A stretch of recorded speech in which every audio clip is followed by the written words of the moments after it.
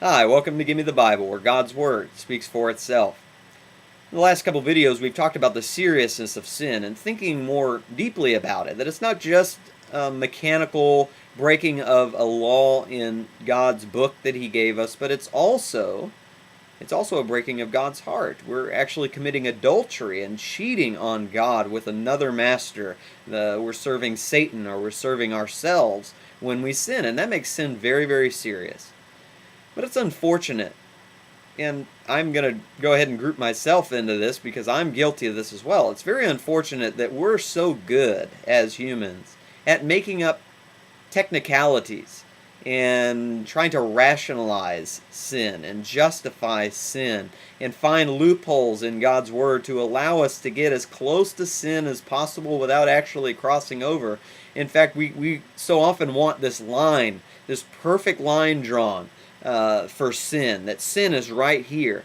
And so often what we'll do is we'll try to get as close to that line as possible without actually crossing that line. That's why we want to know where is that line, so that we can get as close as we can without actually breaking it, without actually hurting God. And let me just say, that's a horrible attitude. That's a very immature attitude. It's an attitude I used to suffer from a lot, and sometimes does creep into my thinking, because that's just so common for us to want to think that way and to want to get away with just a little bit of sin and still serve God. But just think of how absurd that is on a practical level. Think about a married couple, and the husband, he knows a woman, maybe from work or something like that, who's very attractive to him.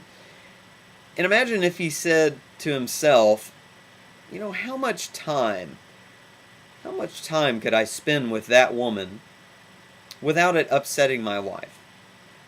Or I'd really like to take her to lunch.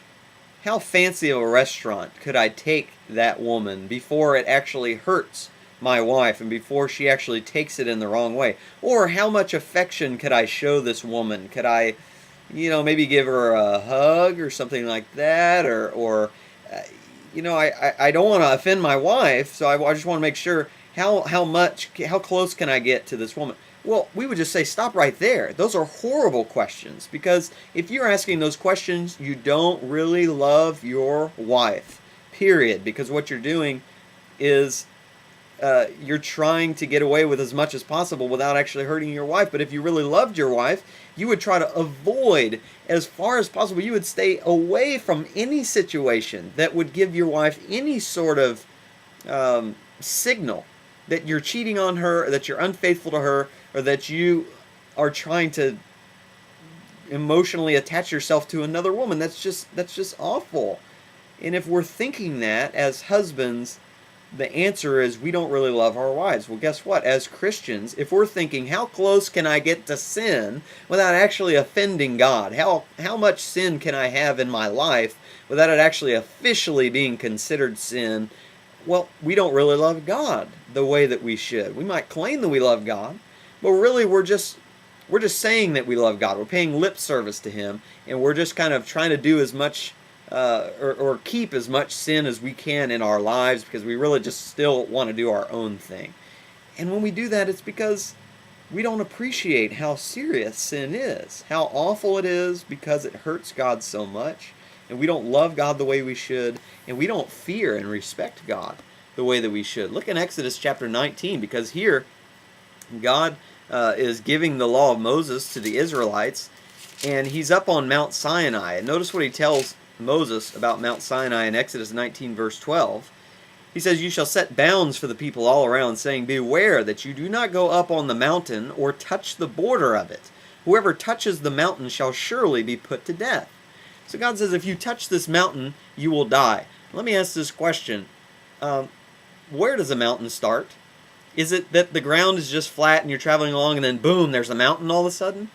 No, that's not how it works. No, mountains start gradually, right? And the ground starts to slope and it increases in elevation gradually, and then you're up the mountain. Let me ask this question. Where do you think the Israelites were camped?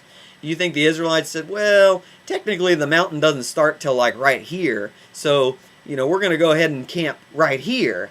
Or technically, no, the mountain starts here, so we're going to camp right here. No, they wouldn't have camped anywhere near that mountain because they wouldn't want to risk dying.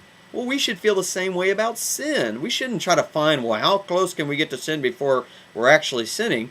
We should say, no, God says sin produces death. God says sin hurts him. And God says sin will send us to hell if we continue in it. So let's just not go anywhere near it at all. That's the best attitude to have. That's the attitude of a mature Christian. Paul says avoid every form of evil in 1 Thessalonians 5, verse 22. I hope that's helpful, and I'll see you next time.